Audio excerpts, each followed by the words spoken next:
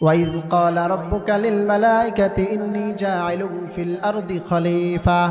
ও ফেরেশতারা, দুনিয়াতে আমি একটা জাতি পাঠাবো, দুনিয়ার মধ্যে আমি একটা জাতি প্রেরণ করব, যেই জাতির নাম হবে মানব জাতি।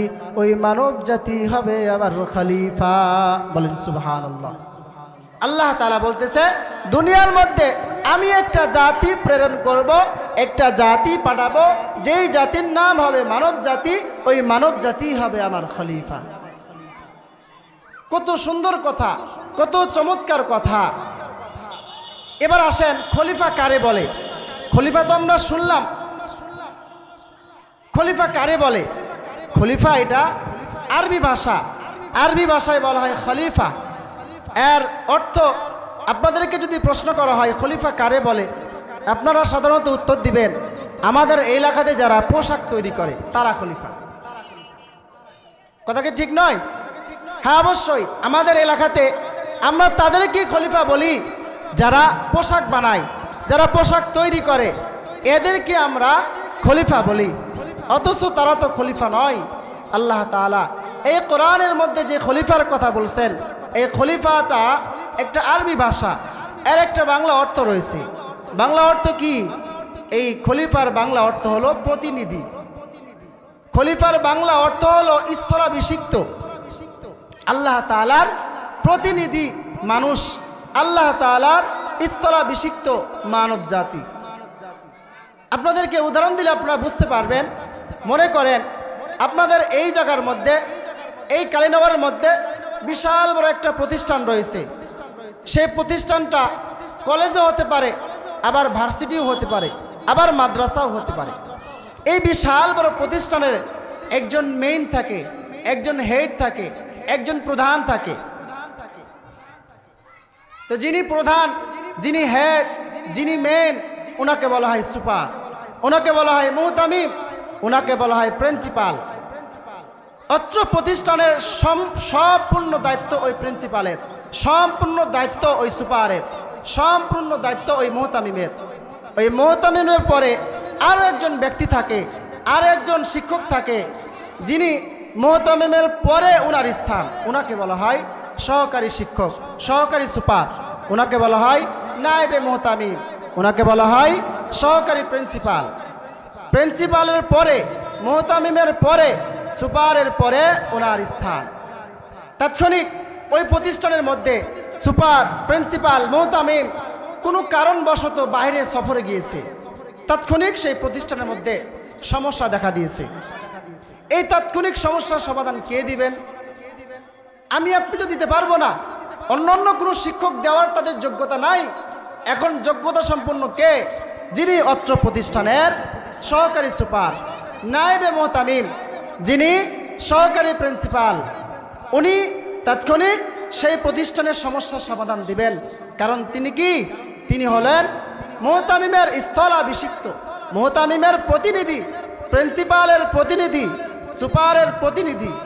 আল্লাহ তাআলা এই কথাটাই কোরআনের মধ্যে বললেন যে আমি যে দুনিয়ার মধ্যে যেই জাতিকে পাঠাবো, যেই জাতিকে প্রেরণ করব, ওই জাতি হবে আমার খলিফা, ওই জাতি হবে আমার প্রতিনিধি, ওই জাতি হবে আমার স্থলাভিষিক্ত।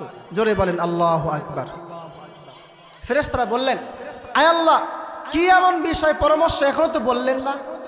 আল্লাহ তাআলা বললেন, এবার ও ফেরেশতারা, আমি যাদেরকে সৃষ্টি করব, এরা দুনিয়াতে যাওয়ার পর আমি মালিকের তাবেদারি করবে তো, অনুগত্য তো করবে তো, না অবাধ্য হবে?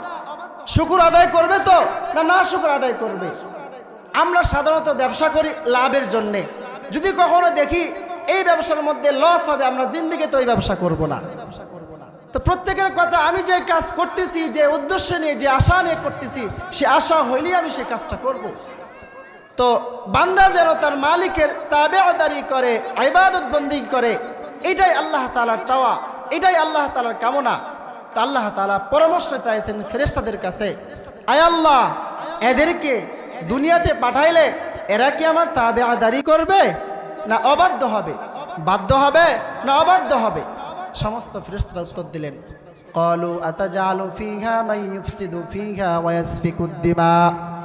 আয় রব্বুল আলামিন, আয় মালিক, আয় পরওয়ারদিগার দু আলম, আয় রব্বুল আলামিন, আয় মহান রব্বুল আলামিন, যাদেরকে বানানোর কথা, যাদেরকে দুনিয়াতে পাঠানোর কথা চিন্তা করছেন, এদেরকে দুনিয়াতে পাঠানোর দরকার নাই। কারণ এদেরকে যদি আপনি পাঠান তাহলে এরা দুনিয়াতে যাওয়ার পর ফিতনা করবে, ফাসাদ করবে, চুরি করবে, ডাকাতি করবে, জিনা করবে, খুন করবে, মানুষ হয়ে মানুষের সম্পদকে আত্মসাৎ করে নিবে। অতএব রব্বুল আলামিন এই সমস্ত বান্দাদেরকে দুনিয়াতে পাঠানোর দরকার নাই। জোরে বলেন নাউজুবিল্লাহ। রব্বুল আলামিন এদেরকে, রব্বুল আলামিনকে তারা আরো কিছু বলল। তারা আল্লাহ তাআলাকে বলল, ওয়া নাহনু নুসাব্বিহু বিহামদিকা ওয়া নুকদ্দিসু লাক। আয় রব্বুল আলামিন, আজ থেকে আমরা ফেরেশতারা আপনার পবিত্রতার প্রশংসা বাড়ায় দিব। আগে আমরা আপনার পবিত্রতার প্রশংসা করতাম দিনে 2 ঘন্টা, আজ থেকে করব 4 ঘন্টা। আগে করতাম 4 ঘন্টা, এখন করব আমরা 8 ঘন্টা। আগে করতাম আমরা 10 ঘন্টা, এখন থেকে আমরা আপনার পবিত্রতার প্রশংসা করব 20 ঘন্টা। আগে করতাম আমরা 20 ঘন্টা, এখন থেকে আমরা আপনার পবিত্রতার প্রশংসা 40 ঘন্টা করব। তবুও এই সমস্ত খলিফা, এই সমস্ত প্রতিনিধি, এই সমস্ত মানব জাতিকে দুনিয়াতে পাঠানোর দরকার নাই। জোরে বলেন না নাউজুবিল্লাহ। ফেরেশতারা বলল, ক্বালু আতাজালু, ফেরেশতারা বলল আতাজালু, আয় রব্বুল আলামিন, কাদেরকে আপনি বানাবেন?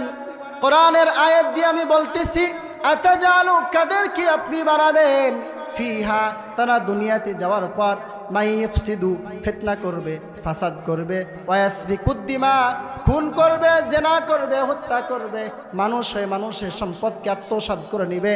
অতএব এই সমস্ত ফেরেশতা, এই সমস্ত বান্দাদেরকে দুনিয়াতে পাঠানোর দরকার নাই। আজ থেকে আমরা আপনার পবিত্রতার প্রশংসা বাড়ায় দিব। ওয়া নাহনু নুসাব্বিহু, আমরা আপনার পবিত্রতার প্রশংসা শুরু করব, বিহামদিকা ওয়া নুকদ্দিসু লাক। তবু এই সমস্ত বান্দাদেরকে দুনিয়াতে পাঠানোর দরকার নাই। এই সমস্ত বান্দাদেরকে পৃথিবীর মধ্যে পাঠানোর দরকার নাই। তারা উদাহরণ দিল, আয় রব্বুল আলামিন, এর আগে একটা জাতিকে দুনিয়ার মধ্যে পাঠাইছিলেন, যে জাতির নাম ছিল জিন জাতি। জিন জাতিদেরকে আপনি যখন দুনিয়ার মধ্যে পাঠাইছিলেন, এই জিন জাতিরা দুনিয়াতে যাওয়ার পর কিছুকাল, হাতে গোনা কয়েকটা দিন আপনার তাবেঈদারি করছে, আপনার আনুগত্য করছে। এরপরে আপনি মালিকের নাফরমানি শুরু করে দিয়েছে। এই বান্দাদেরকেও যদি আপনি দুনিয়াতে পাঠান, এই বান্দারাও দুনিয়াতে যাবে, যাওয়ার পর আপনি মালিকের কয়েকদিন, কয়েক যুগ আপনার তাবেঈদারি করবে, এরপরে আপনি মালিকের অবাধ্য শুরু করে দিবে। আল্লাহ তাআলা এই জিন জাতিদেরকে, এই মানব জাতিকে পাঠানোর আগেই আরেকটা জাতি আল্লাহ তাআলা দুনিয়ার মধ্যে প্রেরণ করেছিলেন। সেই জাতির নাম হলো জিন জাতি। এই জিন জাতিরা, এই জিন জাতিদেরকে আল্লাহ তাআলা লম্বা হায়াত দিয়েছিলেন। এই লম্বা হায়াত পাওয়ার পর তারা কয়েকদিন আল্লাহ তাআলার কয়েকটা যুগ তাবেঈদারি করছে। এরপরে তারা প্রত্যেকেই আল্লাহ তাআলার নাফরমানি শুরু করে দিয়েছে। তারা এই যুক্তিটাই দিয়েছে, এদেরকে যদি আপনি দুনিয়াতে পাঠান, এরা দুনিয়াতে যাবে ঠিকই, কয়েকদিন ইবাদত করবে ঠিকই, এরপরে আপনি মালিকের অবাধ্য হয়ে যাবে, আপনি মালিকের শুকর আদায় করবে না, আপনি মালিকের পবিত্রতার প্রশংসা আদায় করবে না। অতএব এই সমস্ত বান্দাদের, এই সমস্ত খলিফাদের, এই সমস্ত মানব জাতিকে দুনিয়াতে পাঠানোর দরকার নাই। জোরে বলেন নাউজুবিল্লাহ। আল্লাহ তাআলা ওই সমস্ত ফেরেশতাদের সঙ্গে সঙ্গে উত্তর দিলেন। আল্লাহ তাআলা বললেন, ক্বালা ইন্নী আ'লামু মা লা তা'লামুন। ও ফেরেশতারা, আমি রব্বুল আলামিন বলতেছি, আমি রব্বুল আলামিন, আমি পালনকর্তা, আমি স্রষ্টা, আমি মালিক, আমি বলতেছি তোমরা শোনো। ইন্নী আ'লামু, নিশ্চয় আমি মালিক, নিশ্চয় আমি রব, নিশ্চয় আমি পালনকর্তা। আ'লামু, যা জানি, যা বুঝি, যা দেখি, মা লা তা'লামুন, তোমরা সেটা বুঝো না, তোমরা সেটা দেখো না, তোমরা সেটা বুঝতেও পারো না। এরপরে রব্বুল আলামিন ফেরেশতাদের কথাকে সঙ্গে সঙ্গে ফালায় দিয়ে রব্বুল আলামিন তার বান্দাদেরকে রব্বুল আলামিন তৈরি করলেন, সৃষ্টি করলেন। জোরে বলেন আল্লাহু আকবার। আল্লাহ তাআলা এবার আদম জাতিকে বানাবে, আল্লাহ তাআলা এবার আদম সফিউল্লাহরে বানাবে।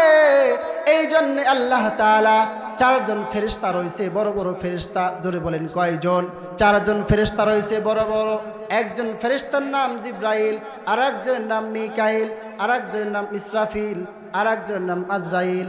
আল্লাহ তাআলা চারজন ফেরেশতাকে ডাক দিলেন। ফেরেশতাকে ডাক দেওয়ার পর আল্লাহ তাআলা সর্বপ্রথম জিব্রাইল আলাইহিস সালাতু ওয়াস সালামকে ডাক দিলেন।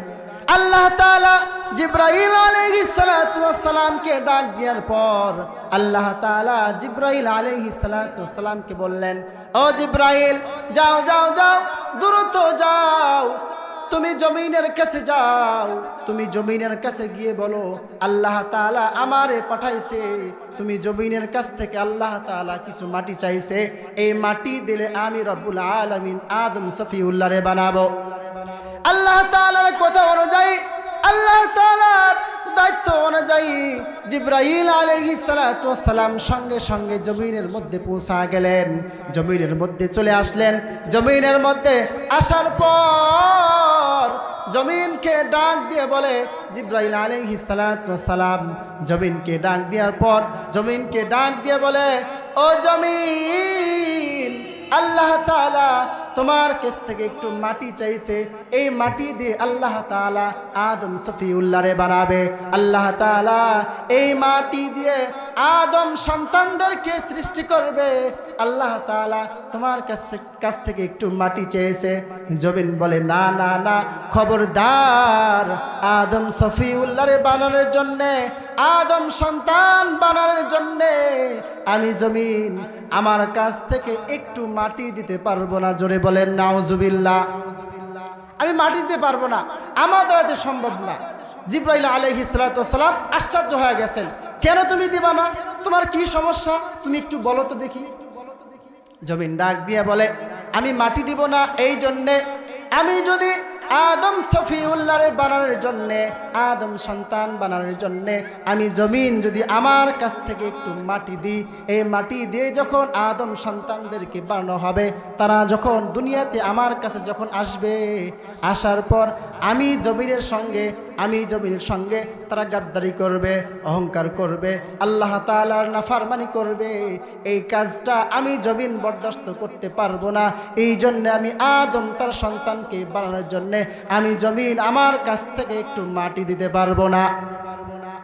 জিব্রাইল আলাইহিস সালাতু ওয়াস সালাম জমিনের কাছ থেকে আল্লাহ তাআলার কাছে ফিরে গেলেন। আল্লাহ তাআলাকে ডাক দিয়া বললেন, আয় আল্লাহ, জমিন এই কথা বলেছে আদম সফিউল্লাহরে বানানোর জন্য জমিন তার কাছ থেকে মাটি দিবে না। আল্লাহ তাআলা এবার দ্বিতীয় ফেরেশতা মিকাইল আলাইহিস সালাতু ওয়াস সালাম, মিকাইল আলাইহিস সালাতু ওয়াস সালামকে আল্লাহ তাআলা পাঠায় দিলেন। আল্লাহ তাআলা বললেন, যাও ও মিকাইল, তুমি দ্রুত যাও, জমিনের কাছ থেকে একটু মাটি নিয়ে আসো, আমি আদম সফিউল্লাহরে বানাবো। এবার মিকাইল আলাইহিস সালাতু ওয়াস সালাম জমিনের কাছে পৌঁছা গেলেন, আগের মতো সুন্দর করে বুঝাইলেন, ও জমিন, আল্লাহ তাআলা আমাকে দ্বিতীয় নম্বরে পাঠাইছে, আমাকে আল্লাহ তাআলা 2 নম্বরে পাঠাইছে। ও জমিন, তোমার কাছ থেকে আমাকে একটু মাটি দাও, এই মাটি দিলে আল্লাহ তাআলা ওই মাটি থেকে আদম সফিউল্লাহরে বানাবে। আগের মতোই প্রশ্ন, জমিন আগের মতোই উত্তর, না না না, খবরদার, আমি আদম সফিউল্লাহরে বানানোর জন্যে, আদম সন্তান বানানোর জন্যে আমি জমিন আমার কাছ থেকে একটু মাটি দিতে পারবো না। আগের মতো মিকাইল আলাইহিস সালাতু ওয়াস সালাম ফিরে গেলেন। আল্লাহ তাআলার কাছে গিয়ে জবাবদিহিতা করলেন। আল্লাহ তাআলা তৃতীয়বারের মতো আল্লাহ তাআলা ইসরাফিল আলাইহিস সালাতু ওয়াস সালামকে পাঠিয়ে দিলেন। আল্লাহ তাআলা বললেন, যাও যাও যাও, দ্রুত যাও, আদম সফিউল্লাহকে বানাইতে হবে, আদম সন্তানকে বানাইতে হবে। তুমি যাও, দ্রুত যাও, জমিনের কাছ থেকে একটু মাটি সংগ্রহ করে নিয়ে আসো। ইসরাফিল আলাইহিস সালাতু ওয়াস সালাম আগের মতোই জমিনের কাছে আসলেন। জমিনের কাছে আসার পর আগের মতোই সুন্দর করে জমিনের কাছে বুঝা বললেন। তৃতীয়বারের মতো জমি তাকে নাকচ করে দেয়, তাকে নিষেধ করে দেয়, তাকে বলে, না, আমি জমিন আমার দ্বারাতে মাটি দেওয়া সম্ভব না। এই জন্যে তৃতীয়বারের মতন ইসরাফিল আলাইহিস সালাতু ওয়াস সালাম আল্লাহ তাআলার কাছে ফিরে গেলেন। আল্লাহ তাআলাকে বললেন, আয় মালিক, আয় রব্বুল আলামিন, জমিন তার কাছ থেকে আদম সফিউল্লাহরে বানানোর জন্য একটু মাটি দিবে না, সে মাটি দিতে নাকচ করে দিয়েছে। আল্লাহ তাআলা পরিশেষে আর একজন ফেরেশতা ছিল, বলতে পারবেন নাম তার কি নাম? মালাকুল মউত আজরাইল আলাইহিস সালাতু ওয়াস সালাম। আল্লাহ তাআলা চতুর্থবারের মতন আল্লাহ তাআলা আজরাইল আলাইহিস সালাতু ওয়াস সালামকে ডাক দিয়ে বললেন, আজরাইল, এবার তুমি যাও, এবার তোমার খেলা। আজরাইল আলাইহিস সালাতু ওয়াস সালাম চতুর্থবারের মতন চলে আসছেন। আসার পর আগের মতো, আগের চাইতে আরো সুন্দর করে, আরো বিনয়ের সাথে জমিনকে ডাক দিয়ে বললেন, ও জমিন, আল্লাহ তাআলা আদম এবং তার সন্তানকে বানানোর জন্য তোমার কাছ থেকে একটু মাটি চাইছে, তুমি তোমার কাছ থেকে একটু মাটি দাও। এই কথা বলার সঙ্গে সঙ্গে আগের মতন প্রশ্ন ছিল, আগের মতন জমিন উত্তর দিয়ে ফেলছে। জমি বলে, না, খবরদার, আমার কাছ থেকে আদম সফিউল্লাহরে বানানোর জন্য আমি মাটি দিতে পারবো না। এই কথা শোনার পরে আজরাইল আলাইহিস সালাতু ওয়াস সালাম জমিনের উপর এমন জোরে একটা থাবা মারলেন, সঙ্গে সঙ্গে জমিনের উপর ভাগটা আজরাইল আলাইহিস সালাতু ওয়াস সালামের মুঠের মধ্যে চলে আসলেন।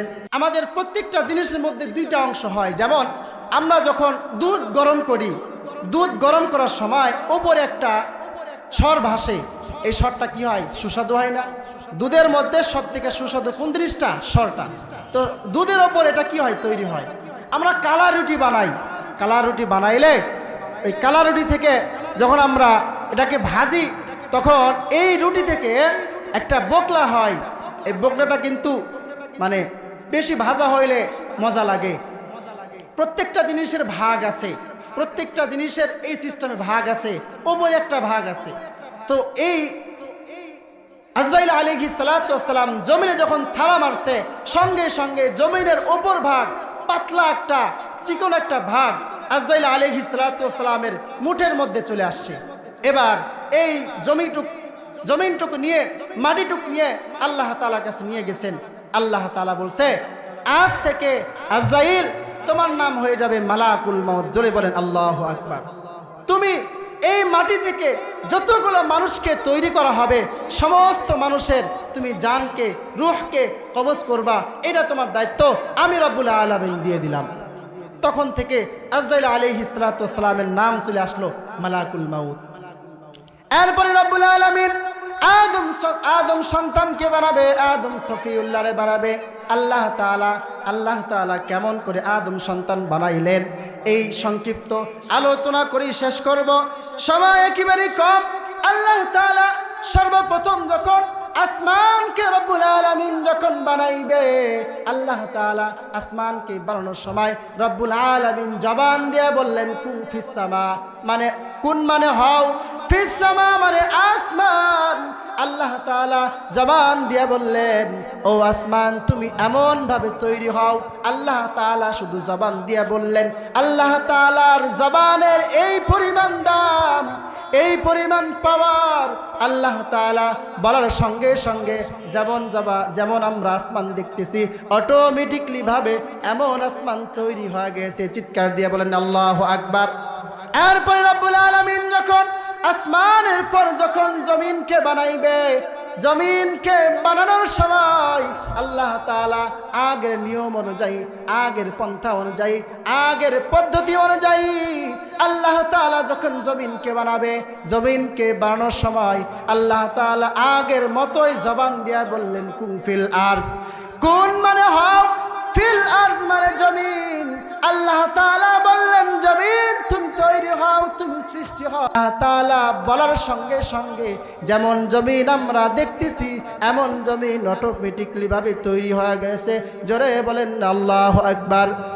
শুধু তাই নয়, এরপর রব্বুল আলামিন যখন এই জমিনের উপর যতগুলো তরুলতার গাছ আছে এই গাছদেরকে যখন রব্বুল আলামিন বানাইবে তখন রব্বুল আলামিন আগের মতোই জবান দিয়ে বললেন কুন ফিস শাজারা। সাধারণ মানে গাছ, ও গাছ তোমরা এমন ভাবে তৈরি হও। আল্লাহ তাআলা জবান দিয়ে বলছে, অন্তর দিয়ে ধারণা করছে গাছের এমন ধর হবে, এমন ডাল হবে, এমন পাতা হবে, আর জবান দিয়ে বলছে অটোমেটিক এমন গাছ তৈরি হয়ে গেছে। শুধু তাই নয়, এরপরে রব্বুল আলামিন যখন এই জমিনের মধ্যে যতগুলো পাহাড় পর্বত খাল বিল যা কিছু আছে রব্বুল আলামিন এইগুলোকে যখন রব্বুল আলামিন সৃষ্টি করবেন, বানাবেন, রব্বুল আলামিন তখনও জবান দিয়া বললেন। শুধু তাই নয়, রব্বুল আলামিন এরপরে যখন গরু, ছাগল, হাঁস, ভেড়া, অন্যান্য মাখলুকাত যা আছে রব্বুল আলামিন সবগুলোকে যখন বানাইলেন আগের মতোই, আগের নিয়ম অনুযায়ী রব্বুল আলামিন জবানে কুন ফায়াকুন বইলা বানাইবে। এই কথাটাই আল্লাহ তাআলা কোরআনের মধ্যে বলতেছেন, ইদা কাদা আমরান ফাইন্নামা ইয়াকুলু লাহু কুন ফায়াকুন। আসমান এবং জমিনের মধ্যে, জমিন এবং আসমানের মধ্যে যাহা কিছু আছে আমি রব্বুল আলামিন যখনই সেইটাকে বানানোর, সেইটাকে সৃষ্টি করার নিয়ত করছি, আমি বলছি আমরাং, আদেশ করেছি, কোন মানে হও, আমি বলেছি হও, ফায়াকুন সঙ্গে সঙ্গে তৈরি হয়ে গেছে। শুধু তাই নয়, এরপরে রব্বুল আলামিন ওই আসমানের ফেরেশতা যাদেরকে আল্লাহ তাআলা যাদের সঙ্গে মত বিনিময় পেশ করেছিলেন, যাদের সঙ্গে পরামর্শ নিয়েছিলেন, যাদের সঙ্গে মানব জাতিকে বানানোর জন্য বৈঠক করেছিলেন আল্লাহ তাআলা তাদেরকে যখন বানাইলেন রব্বুল আলামিন তখনও জবানে আগের মতন বললেন কুন ফিল মালাইকা। ফেরেশতারা তোমরা এমন ভাবে তৈরি হও। আল্লাহ তাআলা বলার সঙ্গে সঙ্গে যেমন ফেরেশতা আল্লাহ তাআলা সৃষ্টি করেছেন তেমন ভাবে অটোমেটিকলি ভাবে তৈরি হয়ে গেছে। ও মুসলমানি ভাইরা আমার এতগুলো কথা বলা উদ্দেশ্য, এতগুলো ঘটনা বলে আমার একটাই উদ্দেশ্য, পরিশেষে আল্লাহ তাআলা বনি আদমকে বানাবে, আদমকে আল্লাহ তাআলা সৃষ্টি করবে, আদম জাতিকে আল্লাহ তাআলা বানাবে, মানব জাতিকে বানাবে। আল্লাহ তাআলা সব কিছু বানাইল কুন ফায়াকুন বইলা, কিন্তু আপনারে আমারে আল্লাহ তাআলা আর কুন ফায়াকুন বইলা বানাই নাই, আর জবানে কুন ফায়াকুন বইলা বানাই নাই।